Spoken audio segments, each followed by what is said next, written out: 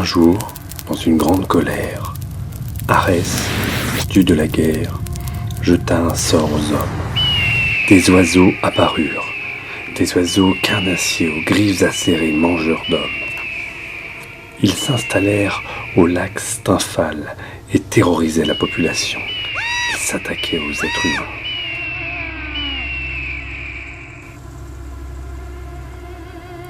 Venant du ciel, ils attaquaient leurs proies et les tuaient.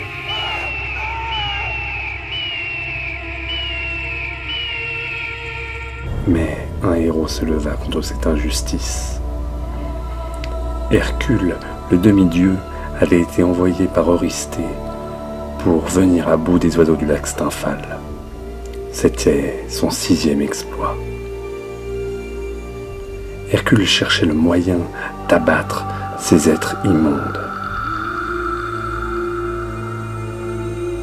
D'abord, il les observa longtemps.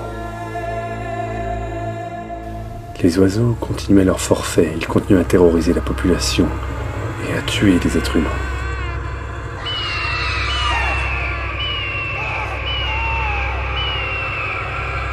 Hercule avait trouvé la solution.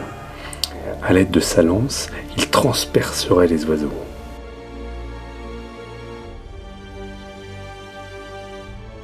Il prit donc sa lance la plus acérée et dans un geste long et ample, la lança.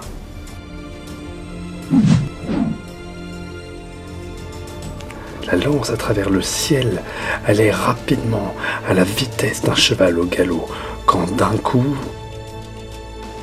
elle transperça le premier oiseau qui tomba net dans l'eau, puis un deuxième. Mais il y avait trop d'oiseaux. Hercule ne pouvait pas en venir à bout de tous. Les milliers d'oiseaux qui étaient au-dessus du lac Stymphale ne pouvaient pas tous tomber sous sa lance. Énervé, Hercule tapa de toutes ses forces avec son épée sur son bouclier.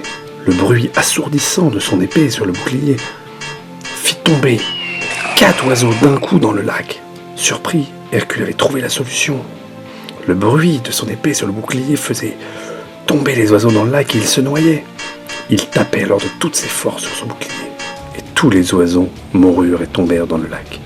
Hercule avait de nouveau réussi son exploit, cette fois-ci sans la force, mais avec son intelligence. Il était venu à bout des oiseaux du lac Stymphale. Il pouvait s'en aller vers une autre aventure.